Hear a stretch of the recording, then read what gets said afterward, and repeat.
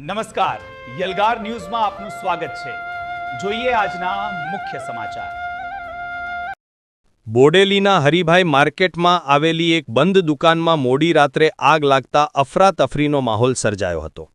નજીકમાં ચાલી રહેલા નિયાઝના પ્રસંગમાંથી દોડી આવેલા મુસ્લિમ યુવકોએ બહાદુરી દાખવી આગ પર કાબૂ મેળવવાની સાથે મોટા ભાગનો માલસામાન પણ બચાવી લીધો હતો। છોટાઉદેપુર જિલ્લાના બોડેલી શહેરના હરિભાઈ માર્કેટ રોડ પર આવેલી મહાવીર સોઈંગ મશીન નામની દુકાનમાં રાત્રિના લગભગ 10 વાગ્યાના અરસામાં અચાનક આગ લાગી હતી। દુકાનમાંથી ધુમાડો નીકળતા સ્થાનિક લોકો દોડી આવ્યા હતા અને સમગ્ર વિસ્તારમાં ભારે અફરાતફરી મચી ગઈ હતી। પ્રાથમિક માહિતી મુજબ શોર્ટ સર્કિટના કારણે આગ લાગી હોવાની આશંકા વ્યક્ત કરવામાં આવી રહી છે। આગ લાગતા આસપાસના વેપારીઓએ દુકાન માલિકને જાણ કરી હતી। આગ અન્ય દુકાનોમાં ફેલાય તે પહેલાં જ સ્થાનિકોએ બચાવ કામગીરી શરૂ કરી દીધી હતી। આ દરમિયાન નજીકમાં જ એક મુસ્લિમ પરિવારના ઘરે રોજા નિમિત્તે નિયાઝનો કાર્યક્રમ ચાલી રહ્યો હતો। ઘટનાની જાણ થતાં જ ત્યાં હાજર અંદાજે 50મી 60 જેટલા મુસ્લિમ યુવકો સ્થળ પર દોડી આવ્યા હતા।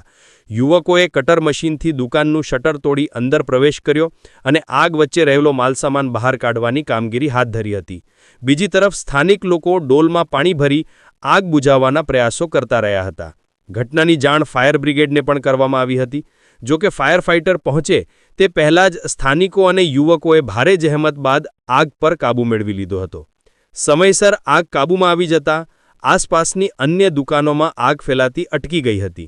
સ્થાનિક વેપારીઓએ યુવકોની કામગીરીને પ્રશંસનીય ગણાવી હતી અને સમગ્ર ઘટનામાં માનવતાની મહેક જોવા મળી હતી। બોડેલી લક્ષ્મી રોડ પર એક આપણે મશીનરી દુકાન છે સિલાઈ મશીનની, તેમાં મહાવીર કરીને તેમાં આગ લાગેલી હતી। બંધ બારનું હતું શટર અને એમાં સર્ક્યુલેશન બિલકુલ આવતું નહોતું, એટલે અમે આવ્યા અને ગ્રાઇન્ડર મશીન લાવી તાત્કાલિક શટર તોડી અને અંદર આવ્યા તો અંદર ફૂલ સર્ક્યુલેશન ફૂલ આગ લાગેલી હતી।